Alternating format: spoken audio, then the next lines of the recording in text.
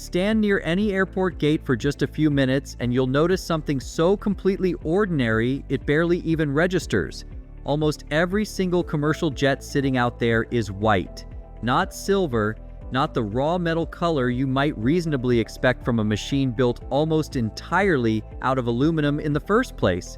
Just plain white, fuselage after fuselage after fuselage, gate after gate. That should actually be a little strange once you actually stop and truly think about it for a second. Paint isn't free, and it certainly isn't weightless either. A full paint job can genuinely add hundreds of kilograms to an aircraft's overall weight. Extra weight an airline ends up paying to haul across every single flight for years afterward. So why exactly would airlines deliberately choose to spend real money adding real weight just to paint their planes one plain, seemingly unremarkable color? Let's get into it right here on Small Things.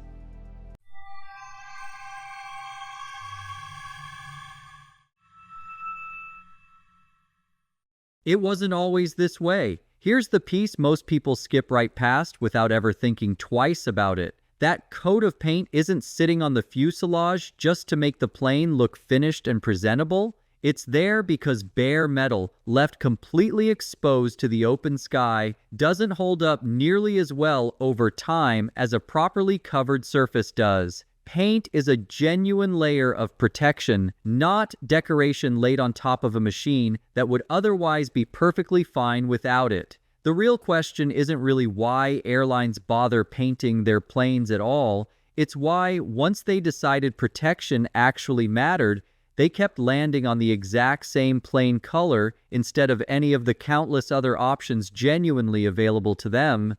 The shine that didn't last. It did not begin with white at all. It began with airlines actively choosing not to paint their planes. After the Second World War ended, plenty of commercial aircraft flew completely bare, polished aluminum left fully exposed, rather than covered in paint of any color at all. American Airlines became particularly known for this specific look, a fleet of gleaming metal jets that genuinely turned heads on the tarmac wherever they landed. Skipping paint entirely made obvious financial sense at first glance, on paper at least. No paint meant no added weight, and no added weight meant lower fuel costs across an entire fleet, flight after flight after flight. That shine, though, turned out to be far more demanding to maintain than anyone had really planned for. Bare aluminum left exposed to weather doesn't stay bright on its own.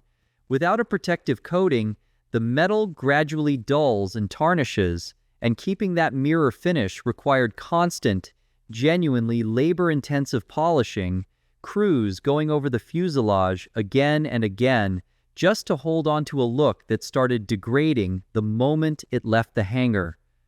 Whatever airlines actually saved in fuel costs from the missing paint, they were quietly spending it right back again on labor just to keep the metal presentable.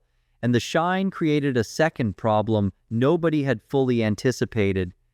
Passengers boarding on a bright sunny afternoon complained about the sharp glare bouncing straight off the polished fuselage, bright enough to genuinely hurt their eyes while they stood waiting to climb aboard. So bare metal, the supposedly cheaper option at first glance, quietly came with its own ongoing costs, just hidden away in a different part of the operating budget. Paint, once applied properly, needed nowhere near that same level of constant attention over time. It held its appearance for years on end without an entire army of polishers keeping it presentable day after day, and it created no glare at all for anyone standing underneath it in the sun. White in particular became the practical middle ground of the two options, considerably cheaper to touch up than a full metallic shine was ever to maintain, and noticeably calmer to look at from down on the tarmac. But saving on polish and glare wasn't the only quiet advantage that plain white color turned out to carry with it. What a mechanic notices first. A white surface does something a shiny, bare fuselage genuinely struggles with. It makes small problems visible almost instantly, without anyone needing to look particularly hard. A thin streak of hydraulic fluid or leaking engine oil barely shows up at all against gleaming polished aluminum, genuinely easy to miss entirely during a routine walk-around inspection done in a hurry before departure. Against plain white paint, though, that exact same dark streak stands out immediately, practically announcing itself to anyone even glancing casually at the fuselage in passing. Hairline cracks and small dents work in the same reliable way, far easier for a mechanic's trained eye to actually catch against a flat, uniform white surface than against a reflective metal one that scatters light unpredictably in every direction depending on the exact angle. There's a second, quieter practicality tied to that same plain color, one that only really shows up years later rather than during any single routine inspection. Aircraft frequently change hands multiple times over their genuinely long operating lives, sold from one airline to another entirely as fleets get reshuffled and companies come and go over the decades. A distinctive, heavily branded paint job makes that entire transition genuinely awkward for everyone involved. Repainting an elaborately colored aircraft into a brand new airline's livery is genuinely expensive and remarkably time-consuming, sometimes leaving faint ghost outlines of the previous design quietly bleeding through underneath the fresh one. Starting from a plain white base sidesteps most of that trouble entirely from the outset, offering a nearly blank canvas that any future buyer can repaint cleanly without ever fighting the aircraft's previous identity. Easier to inspect, easier to resell down the line.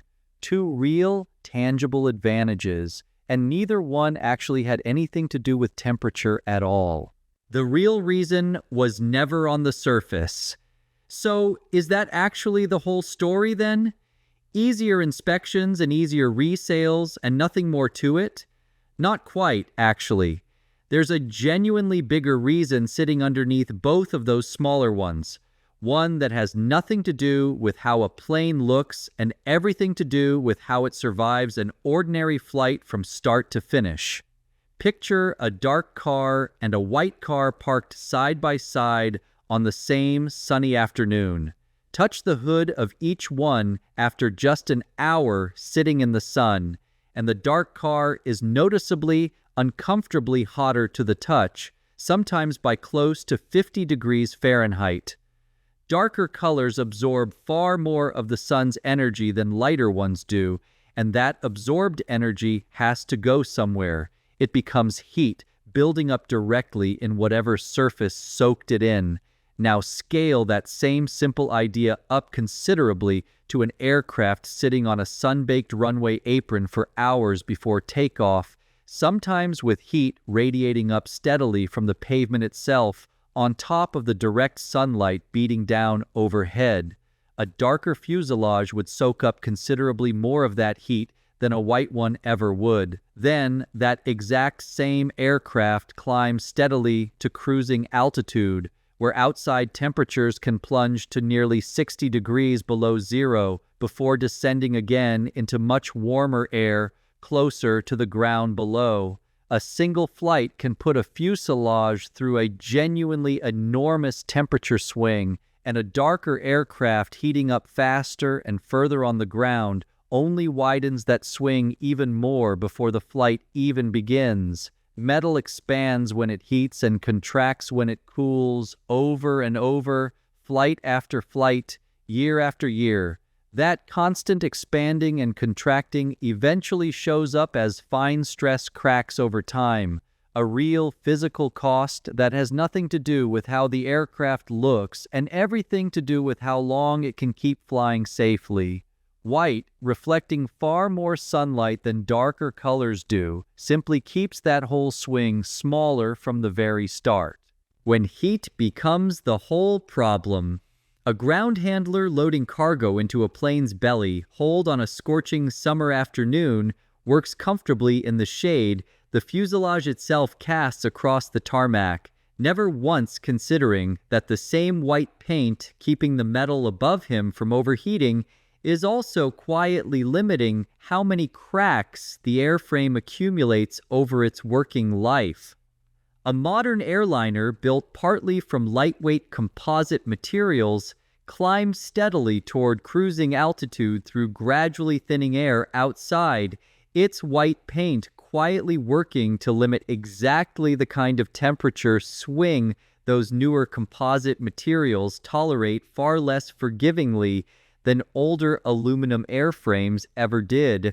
Concorde's slender wings during sustained supersonic cruise at twice the speed of sound high over the open ocean once reached temperatures around 127 degrees Fahrenheit purely from air friction alone, forcing engineers to develop an entirely unique paint formulation just to survive heat no ordinary aircraft coating had ever previously needed to handle in commercial service before.